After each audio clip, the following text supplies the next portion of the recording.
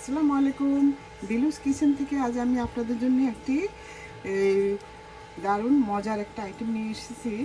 এটা হলো চিংড়ি মাছ দিয়ে মিষ্টি কুমড়া ভাজি। এই ভাজিটা 80% লোকই খেয়েছেন, তবে আমার মতো আমি এই ভাজিটা করেছি। তো এই ভাজিটা আমার মতো করে একবার অন্তত খেয়ে দেখতে পারেন।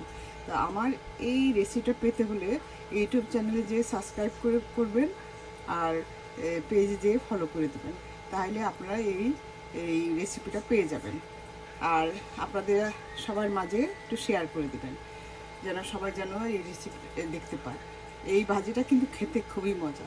তা আসুন তাহলে এই ভাজিটা আমি কীভাবে করেছি অন্তত রেসিপিটা একবার অন্তত দেখে নেওয়া যাক। আপনারা অন্তত নিরাশ হবেন না, আমার মতো করে এই ভাজিটা খেয়ে দেখবেন, আপনারা এই ভাজিটার মজাটা পেয়ে যাবেন। চিংড়ি মাছ দিয়ে মিষ্টি কুমড়া ভাজি করার জন্য এখানে একটা কড়াই বসিয়ে দিয়েছি। দিয়ে আমি কিছুটা সয়াবিন তেল দিয়ে দিলাম, আর তার মাঝে আমি কয়েকটা শুকনো মরিচ মাঝখানে ফেলে তারপরে দিয়ে দিয়েছি। আমি এখন দিয়ে দিচ্ছি কিছু পেঁয়াজ কুচি, কারণ শুকনো মরিচটা আমার হালকা একটু ভাজা হওয়ার পর আমি পেঁয়াজটা দিয়ে দিচ্ছি। পেঁয়াজটা আমার হালকা বাদামি করে ভাজা হয়ে গেছে। এখন আমি দিয়ে দিব কিছু হাফ চা চামচ পরিমাণ হলুদের গুঁড়া, আর দিয়ে দিচ্ছি চিংড়ি মাছ। এই যে আমি চিংড়ি মাছটাকে মাঝখানে 2 টুকরা করে নিয়েছি। আমি মাথা ছাড়া চিংড়ি মাছটা দিয়ে করছি। আমি এই ভাজিটার মধ্যে আমি কোনো মশলা দিব না, শুধু একটু হলুদের গুঁড়া দিব, আর কোনো মশলা দিব না, আর একটু জিরার গুঁড়া দিব।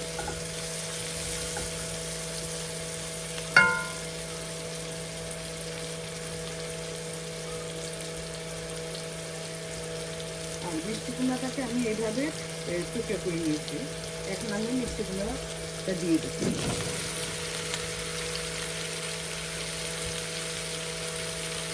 আপনারা সবাই জানেন যে মিষ্টি কুমড়া খুবই উপকারী একটা আইটেম। তো আর চিংড়ি মাছ খাওয়া হলেও যদি মাথাটা নেওয়া হয়, তা আমি তো মাথা নেই, তো শুধু এই চিংড়ি মাছটা দিয়ে এই মিষ্টি কুমড়া এভাবে ভাজি করবো, খেতে খুবই ভালো লাগে। আপনারা এভাবে করে দেখতে পারেন। এখন আমি দিয়ে দিচ্ছি স্বাদ মতো লবণ।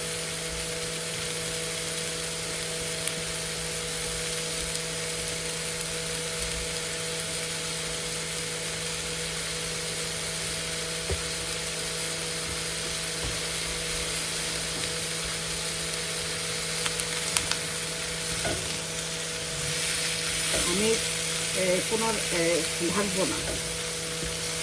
এখন আগুনের ইয়েটা একটু কমিয়ে দিয়ে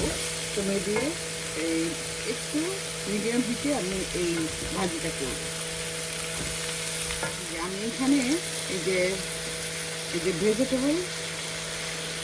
ভেজিটেবল মশলা, এখান থেকে আমি কিছু ভেজিটেবল মশলা দিয়ে দিচ্ছি। এই ভেজিটেবল মশলার সাথে অনেক কিছু মিশ্রণ আছে। তো এই ভেজিটেবল মশলাতে আমি প্রায় হাফ চা চামচ আমি দিয়ে দিলাম। এইভাবে আপনার ভাজিটা একদিন অংশ করে খেয়ে দেখবেন, আপনাদের কাছেও ভালো লাগবে। আর এখানে আমি আমার হাতে করা যে ঘি, এই ঘিটা আমি একটু দিব, কারণ এই ঘিটা একটু দিলে পরে এটার স্বাদটা দ্বিগুণ বেড়ে যাবে। এই যে আমি 1 চা চামচ পরিমাণ এই ঘিটা দিয়েছি। এটা আপনারা স্কিপ করতে পারেন, আপনার শুধু সয়াবিন দিয়ে করতে পারেন।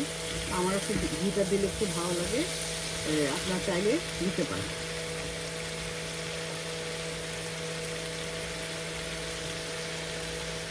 আমার মিষ্টি কুমড়া ভাজিটা কিন্তু হয়ে গিয়েছে। এই যে দেখুন, আমি কিন্তু কোনো মশলা দেই নাই, দেখেছেন তো, সামান্য একটু ভেজিটেবল মশলা দিয়েছি আর একটু হলুদের গুঁড়ো, এখন মরিচও দিই নি। এই যে শুধু এই শুকনো মরিচ, এইটা থেকে যতটুকু ঝাল বের হয়।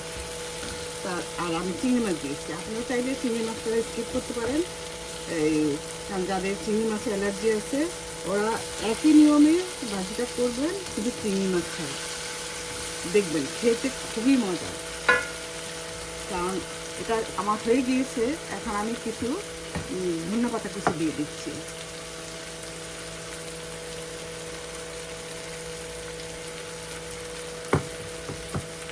এভাবে আপনারা করে একবার অন্তত খেয়ে দেখতে পারেন। এই আর আমি দেখুন কোনো ঢেকে দেই নাই, কারণ মিষ্টি কুমড়া এইভাবেই অনেক নরম সবজি, এটা ভাজতে ভাজতেই কিন্তু হয়ে যায়, এটা ঢাকার কোনো প্রয়োজন হয় না।